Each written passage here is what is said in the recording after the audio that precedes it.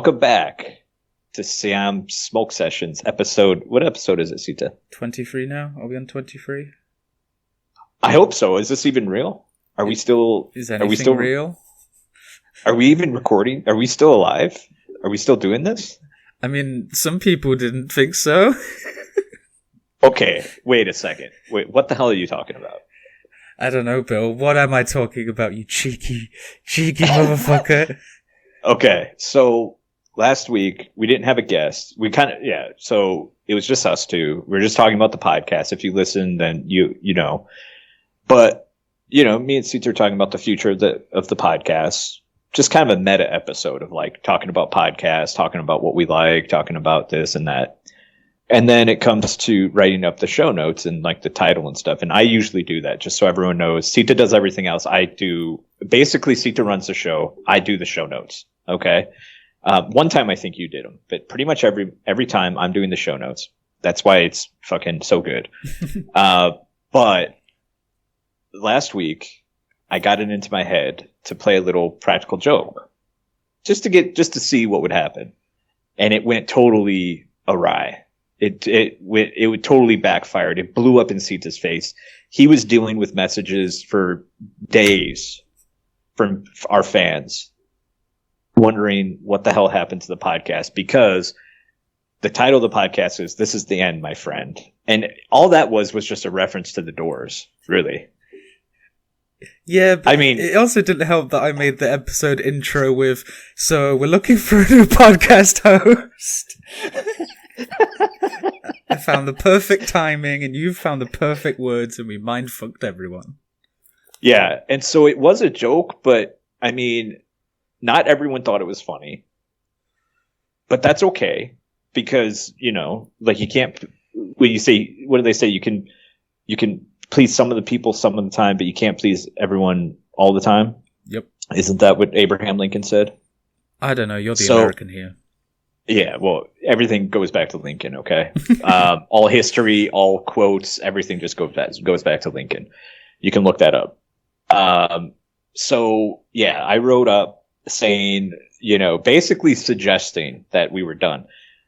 And really, in my head, I didn't even think too much of it, other than I just wanted to see people's reactions.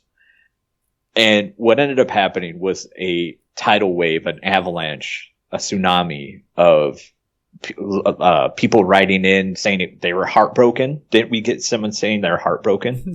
Yeah, we had another fan that was actually really, really upset, plus, because he was enjoying listening to all the episodes, and he was worried we were going to be no more.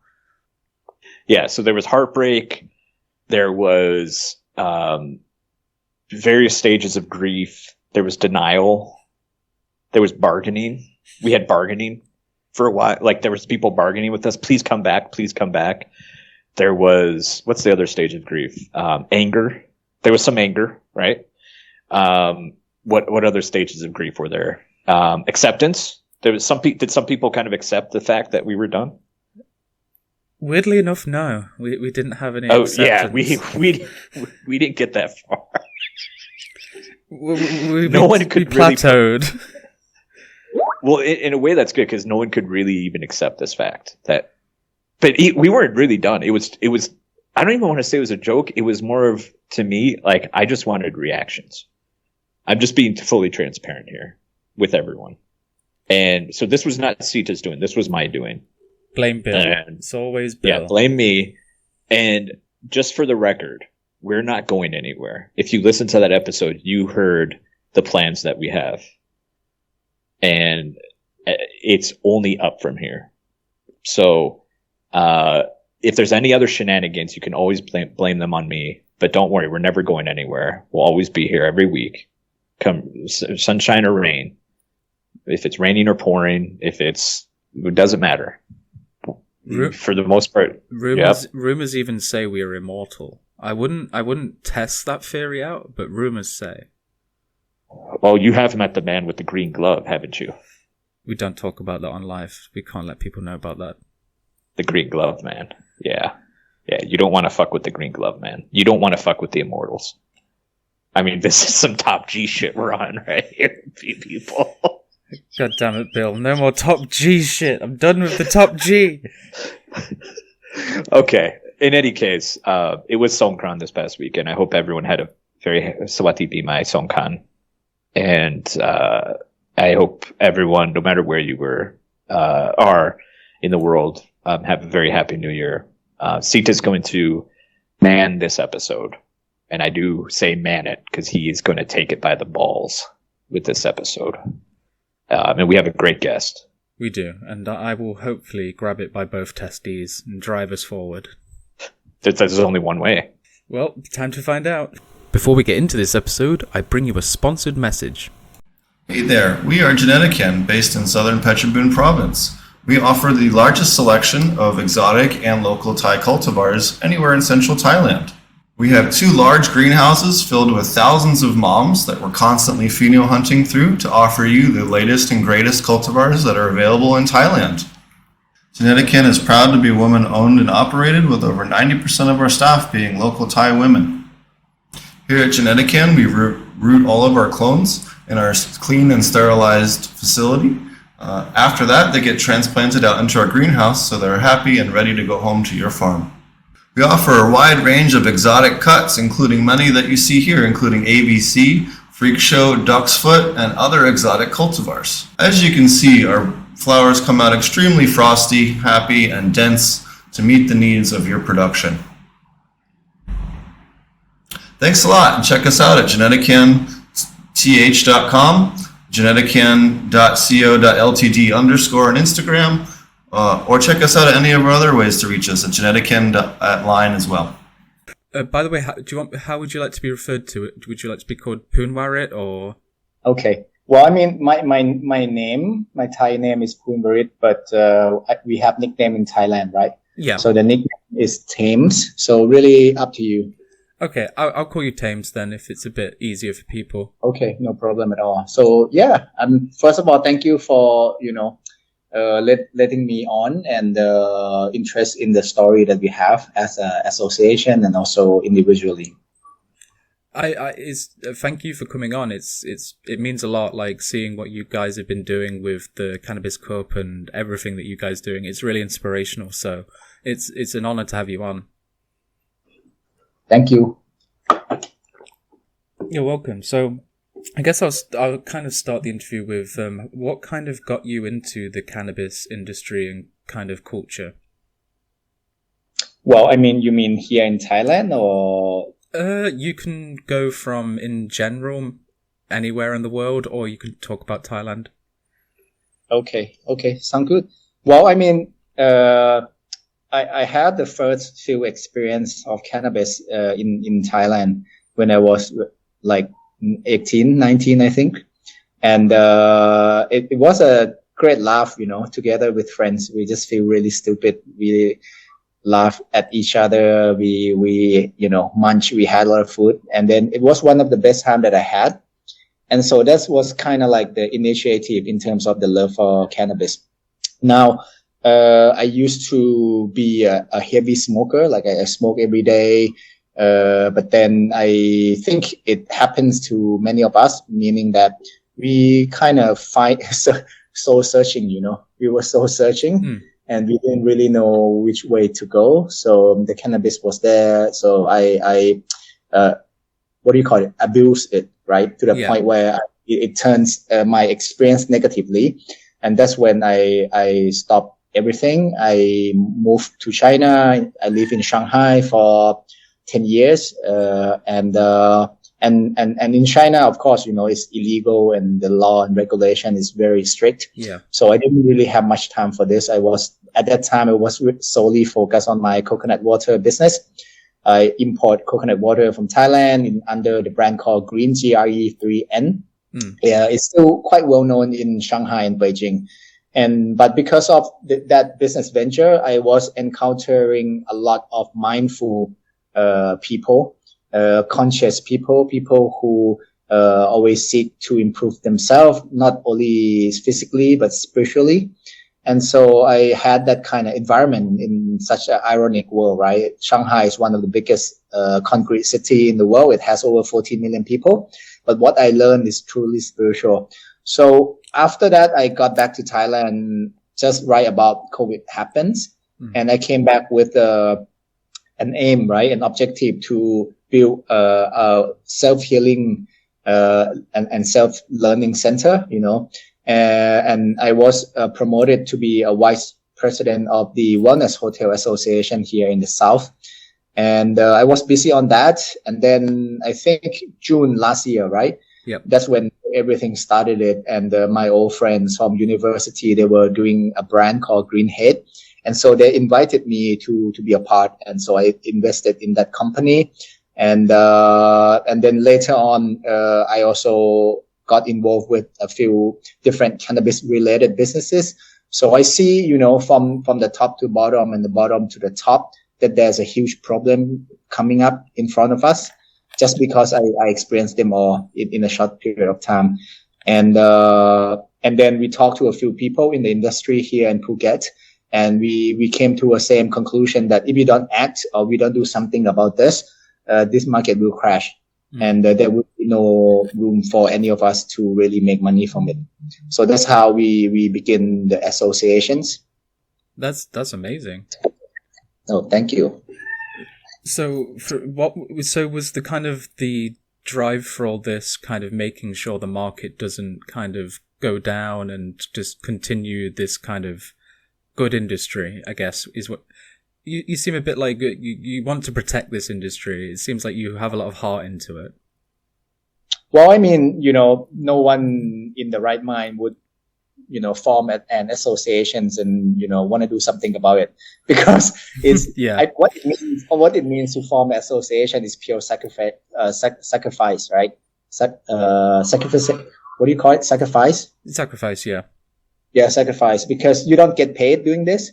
And if you do something that tend to be biased toward yourself and you're not being fully centered and, have an actions that represent, your visions for the greater goods, people will kind of eat you up, And so we have to be very mindful about what we do, what we say, and, which direction that we can really take. But of course, everything was based on passions and, because, for me, like if I consider myself doing any other businesses, I don't really see myself there. I like to do something where I can, wake up, enjoy, and, at the same time, make good business out of it. And that's why I want to protect this industry. And at the same time, because we don't know when our neighboring countries or other country in Asia will decriminalize cannabis. This is a great opportunity for Thailand and also for Phuket, to really set the standard, the global standard, or maybe share the global standard with the US or even like Germany, Europe, so that when other neighboring country or other Asian countries start to decriminalize, we already have, the standard for everyone to follow. So that's what we wanted to achieve. That's amazing, and I'm glad you're really thinking about the future. A lot of people don't really talk about the idea of countries neighboring Thailand getting into the cannabis industry, but when it does happen and things get decriminalized, I definitely see it becoming a big industry for Southeast Asia and Asia as a whole. Absolutely.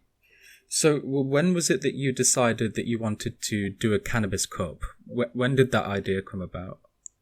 Oh, okay. Well, I mean, because we formed the associations, right? In Thailand, like to be able to form an association, you need to get approval from the mayor of the cities, right? Together with the health department, they have to all agree that what we're trying to do is for the good cause of the societies, and then they sign, and that's when we become official.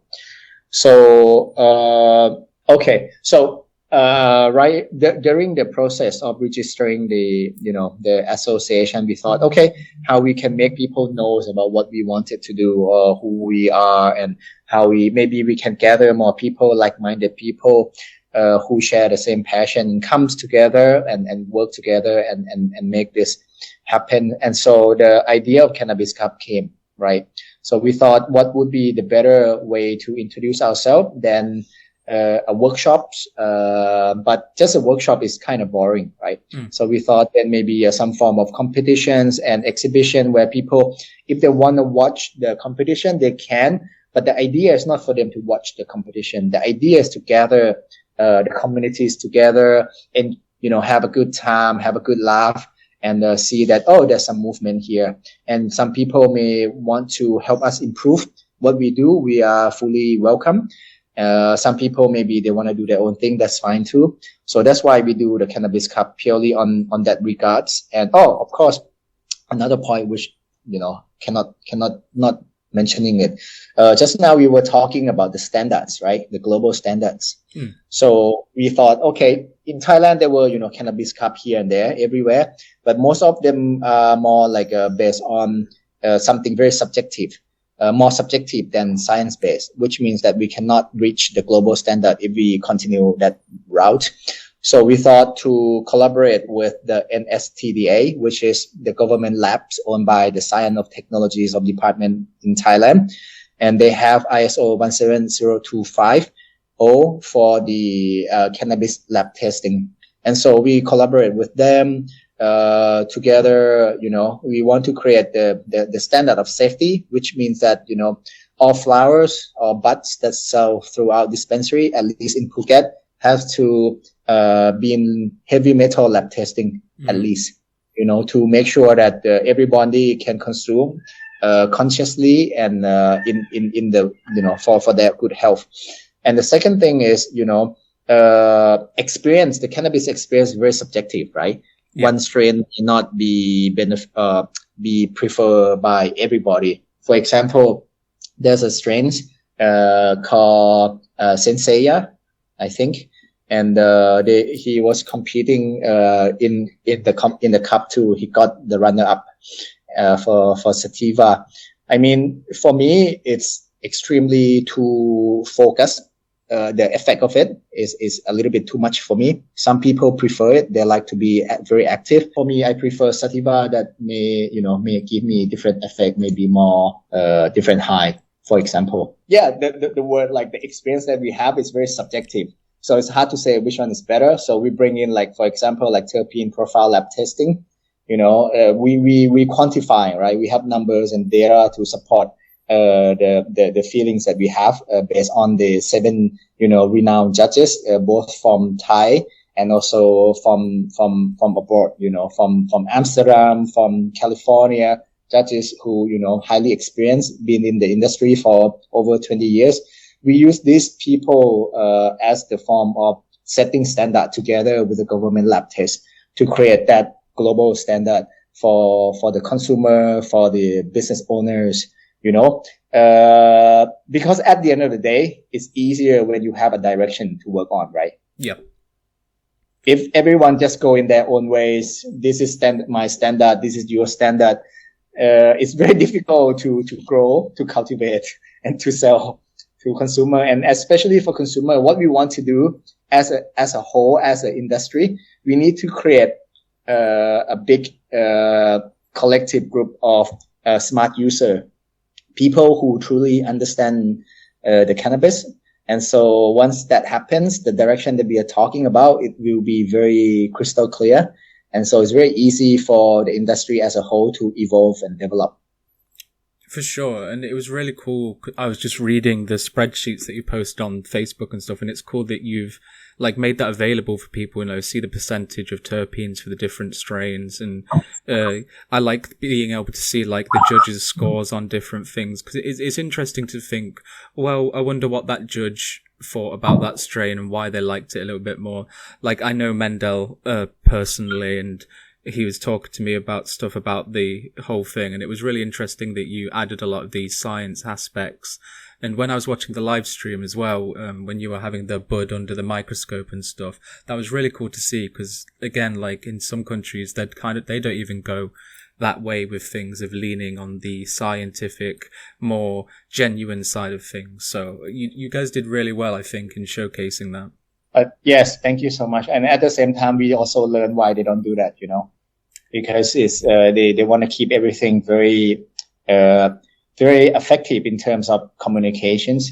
And we learn a lot from that event too. It's our first event, by a group of people who never worked together before, and by the people who don't get paid for this at all. I feel very proud for my team, and what we have done. But of course, in the future, we're already thinking about the second cup, which we have listed down all the mistakes or things that we think we could improve down already. So then the next one will be way, way better. That's incredible. And for the next one, I'm making sure I'm definitely going to be there. Please, you are welcome. I definitely will, man. I definitely will. So what was some of the most exciting things for you about the Cannabis Cup? What really stood out to you? Okay. So, for us, we were expecting around 300, 400 visitors. And that we are good, we were like, okay, if we can sell ticket, maybe 300 people. We have 100 walk in. This event is a successful event. Like all the sponsor, the booth sponsor, 24 booth sponsor who believe in us, trust in giving the money to us, even though we haven't done this. I think it's incredible, And so, thanks to them that we could make such an event. Yeah, it's really cool seeing the whole community come together and watch it grow. The past year of cannabis in Thailand has been really, really nice to see, because there's a lot of people that do want to work together, and that's what you guys are doing, and you're doing it really, really well. Yeah. So to add into that, sorry, my wife is walking around too asking for things. So it's okay, don't worry. So yeah, one thing that we learned is that if the vision is clear, and if people see that you were sincere and you were completely committed to what you are doing, and if the visions of each of us is, aligned, then you can have a big support. So it turns out that we have over 1,200 people came to the event. So wow. It's a surprise success for us. And so, yeah, it was a great experience for all of us. Yeah, and I only imagine it's going to get bigger and bigger, especially with the amount of international kind of look at Thailand now. I can definitely think that the next cup is going to be pretty big. Absolutely. I mean, we have people from Chiang Mai, from the north, even from the northeast. Even before the event started, they were contacting us, asking us to go do the same thing in their region too, even before we started it. And then we were like, okay, why don't you come and see how everything is first? If you really like, we can go and help. And so what we did already going global. When I say global, it's not only within the country where, people calling us, asking us for help to, help set up the association in their regions. But there are people who calling us and also, asking us to form a national associations. We have Phuket Association, we have maybe Chiang Mai, the North, Northeast, Bangkok, Pattaya, whatever. But then we come up together and we team up a national association, because now we have big enough numbers of people that we can, help write a more precise or more, let's say, beneficial regulations for all parties.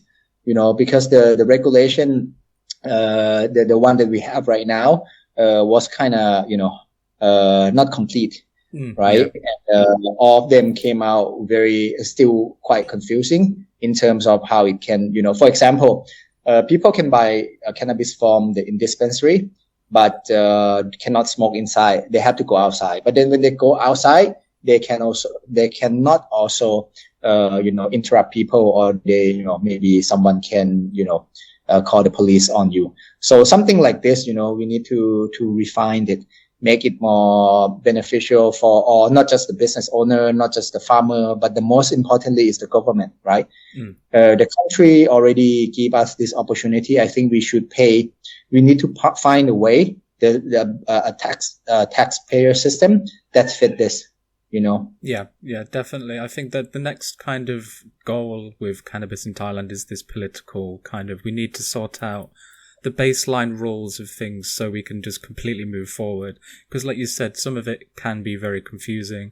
Like some dispensaries when I was over there in Bangkok and stuff, they didn't really fully understand the smoking. You can't smoke in there. You have to, and it got pretty confusing, especially for tourists, not just Thai people, Yes, absolutely. Yes. That's a big, how do you say? And the tourist is approximately 80 to 90% of the market right now. Yeah. Yes. It seems massive from what I can see. Yes. So we need to be able to accommodate that in the most holistic way, right? Meaning that, like we said just now, the government should get some benefit from it. We tax it, in the right, amount where the business owner survive and thrive. But then at the same time, we can build more bridges, build more hospital, build more temples or schools, to compensate that. Because at the end, the problem with anything really, and especially with the cannabis now, politically speaking, people, putting some negative image on it. The only issue here is that we need a public educations, right? Like how can we understand this new plan? Not new, but like since it's become legal, such a new things, new industry. How can we utilize this consciously? So we don't have like people who lost soul like me in the past. I mean, I don't see it as negative now, but in the past, like I spent too much time smoking, right? Yeah. And I was demotivated. I didn't know what to do with my life, but maybe that meant to happen. So I seek for an answer. So who knows? Yeah, definitely. And I like you said, I think there does need to be a bit of a re-education with the people because, again, cannabis isn't a new thing, really, but there's a lot of people that hold a lot of, let's say, a bit more older beliefs about it. Some people do think it's this dangerous drug, but it's really not. And kind of getting a lot of people just to understand that can go a long way. Absolutely. Like any magical plant medicines, or let's say like herbs, it doesn't matter how great it is. If we have too much, it's not good for us either. So exactly. like everything in life, like it's nothing is negative, right? Or positive. It's more about like how can we consciously utilize them or apply them in life so that it generates the most beneficial to our life, live a more complete and hopeful life.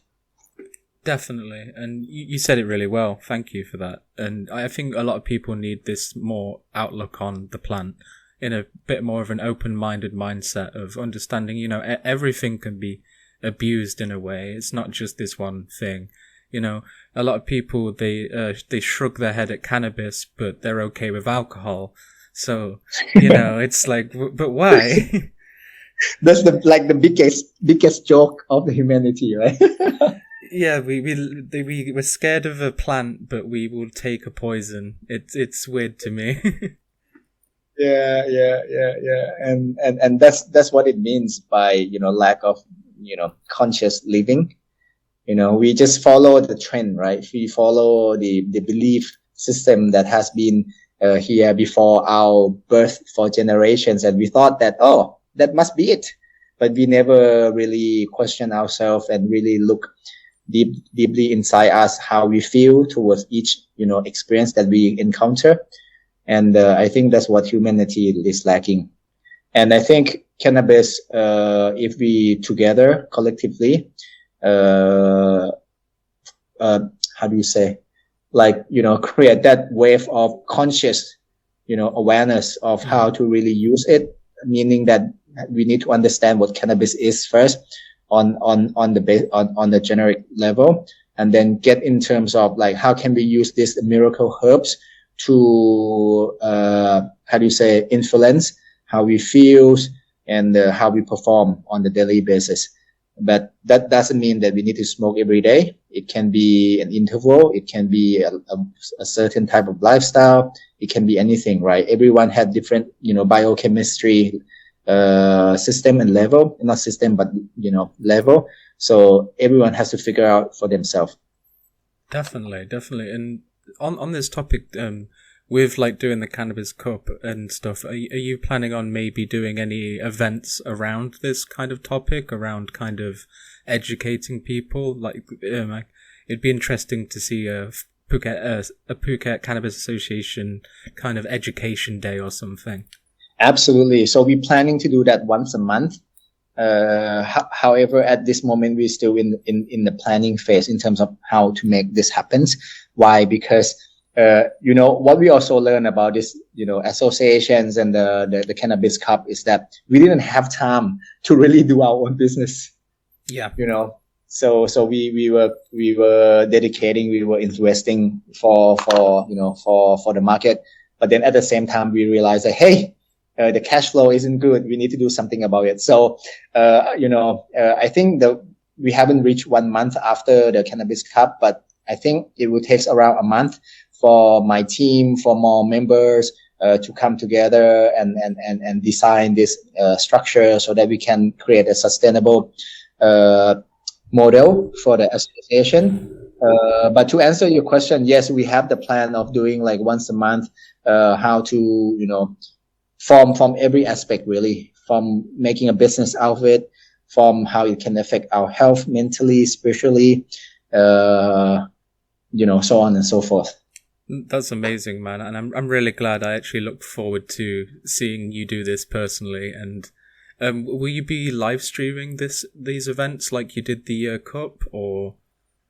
Yes, absolutely. Oh, that's perfect. Then I'll make sure to share it with all our audience so they can also learn. Thank you. Where are you right now? At the moment, I'm sadly still in England, but I will be back over in a couple of months. Okay. I like your name, by the way, Sita Mehta. Thank you. It was given to your real me. Name? It's not my real name. It was a Thai name given to me by my teacher. I have a Buddhist teacher in Isan. Oh, beautiful. I'm a student of Isan Buddhist teacher as well. Very nice, man. It's glad to meet people that are in the same kind of likewise mind in life. So let me touch a little bit more on the cup. We were talking about the standard of qualities and safety, yeah. Right? And we were talking about how things can be subjective, and so we want to find that single standard, or at least a direction that everyone can follow. So with these events, we have over 50 farms who join the competitions, and I always tell people that it doesn't matter if you win or not. Yeah. Right. The most important thing is to know where you are in terms of market wise, like what people really prefer, what the influencer of the market really prefer. And if you want to adapt to that so that you can make a living out of it, it's great. Yeah. But if you don't want to compete with other people, you can also find your own niche. Cannabis is a very vast and deep, intelligence and knowledge about life, right? And so I'm pretty sure that everyone has their own segment. You just need to find it. So that is the purpose of another purpose of the Cannabis Cup, is for people to figure out their positioning in the market and the direction that they want to go on after.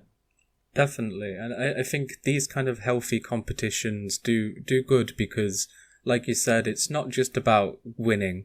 It's where you see where you placed and, finding out why you placed like that and what you can do better for next time. I think even if you come first place, you've got to think, well, how can I remain first place for next year? So you've got to work harder. You've got to think even a bit more deeper on what you're growing and stuff. So I think this kind of healthy competition is really good. Yes, exactly. Absolutely. I mean, healthy competition is always welcome, right? Like in the nature, the plants and the insects and animals, they compete. And on the healthy level, like you said, there's a ecosystem where everything can thrive.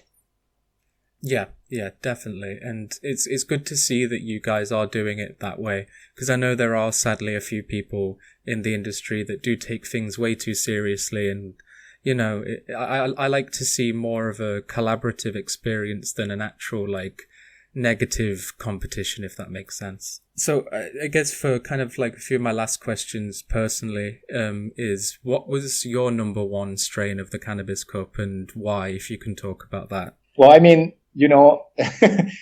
funny speaking, out of the 50 strains, were competing, I didn't try it at first. I only had an opportunity to try after everything was done. I see.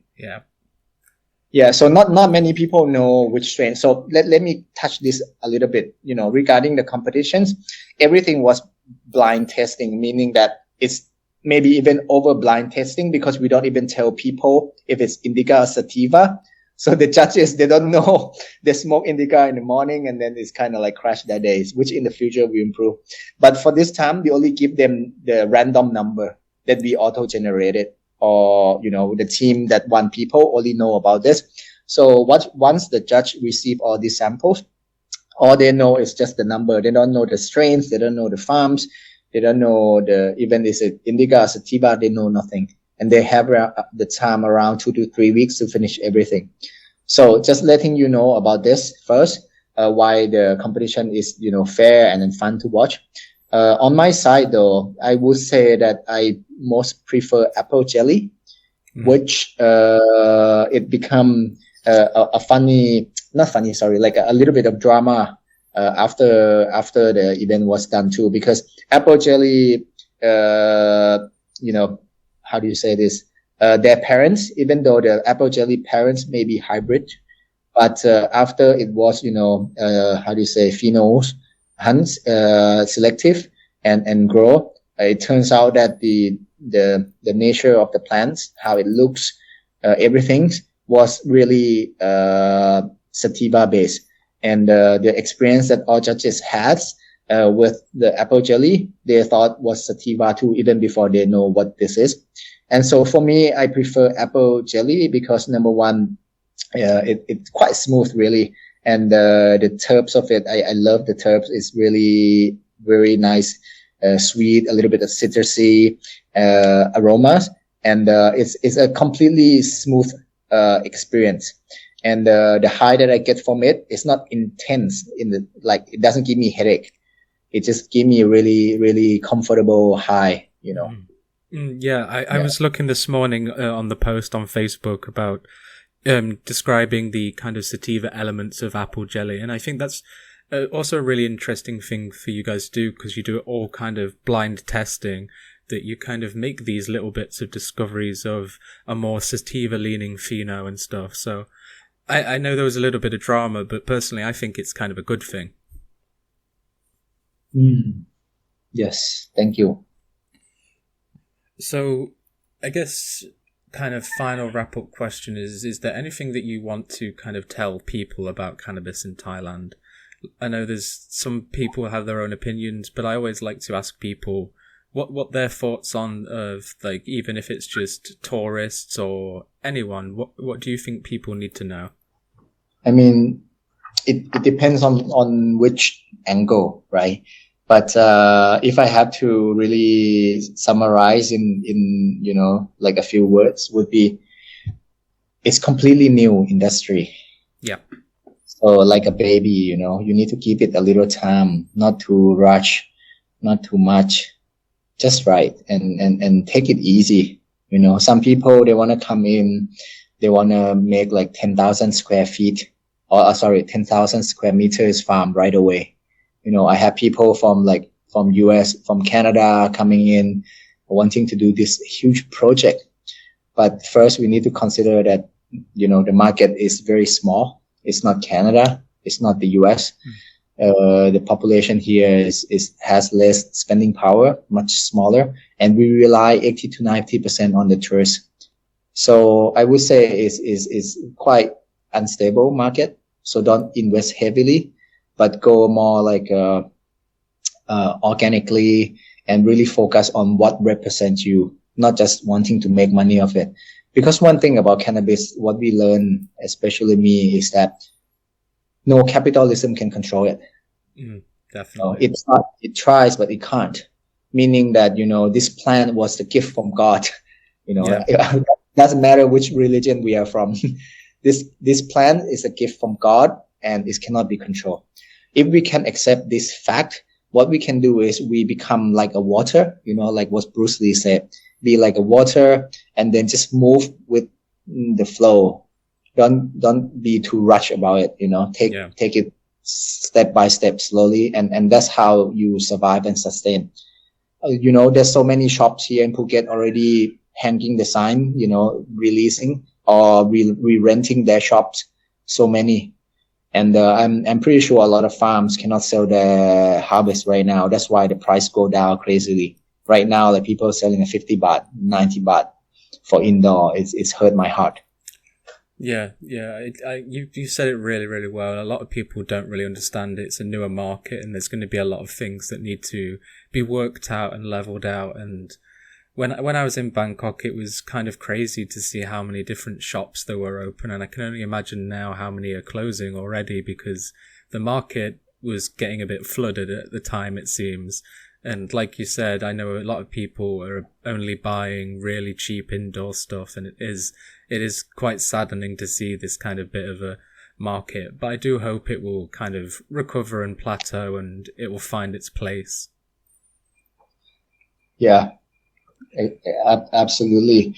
And, right now we have very sensitive political situations, regarding the cannabis. Even the party that's supporting cannabis, they are too concerned that if they promote cannabis, their vote may be affected negatively. And so, yeah, we have to be very mindful right now. But if I can leave a message to the people who live in Thailand, or people who coming to do business here in Thailand, is that first of all, join an association. It can be any association in your regions, and help together design on how we can really do this. Because I strongly believe that most of us who are truly passionate or understand cannabis tend to share similar visions toward the industry anyway. So together we are stronger. Some people, they don't have time. Maybe you can support, financially. Some people, they have time, they support with energies and time, just like building any business, right? But this is on the national level. Cannot do this alone, not just Phuket. It has to be throughout Thailand, and it has to be communicated. We need to communicate with each other. We need to leave our ego outside of the, the conversations. Only look at things on the, how do you say, very direct approach. Definitely.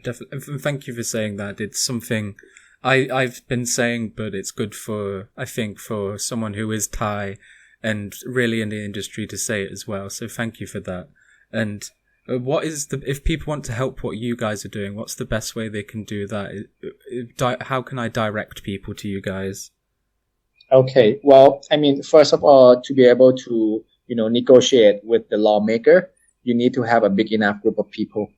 So for us to be able to help the association, or at least the Phuket Cannabis Association, you can go to www.phuketcannabisassociation.com.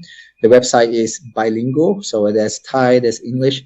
You read through the website, study and research on what we are doing, what are our objectives, what the things that we have done, and what is the benefit of becoming the team or the member of the association. And if you think it's aligned with who you are, you want to be a part of this, join the association. There will be fees, of course, because the association doesn't run on water, right? We run on cash.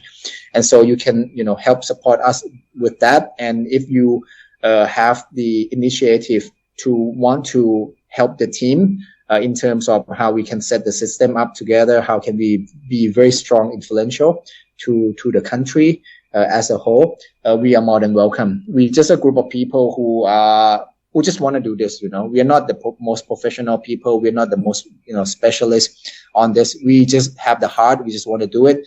And we understand how business works. We understand how political works here in Thailand. We have, political, let's say, support in terms of, people. Some people want this to happen. Some people may not want this to happen. But we have people who have influential power who want this to happen, supporting us too. So yeah, that's it, I think. Awesome. I'll make sure to put the website in the episode description, and everyone please go support what they're doing, because I'm going to, because I want to do my best to see these guys do as best they can, because you're doing an amazing thing. And again, thank you for coming on this episode. It's been nice to get a bit of insight into why you do things and what you are doing. So thank you again.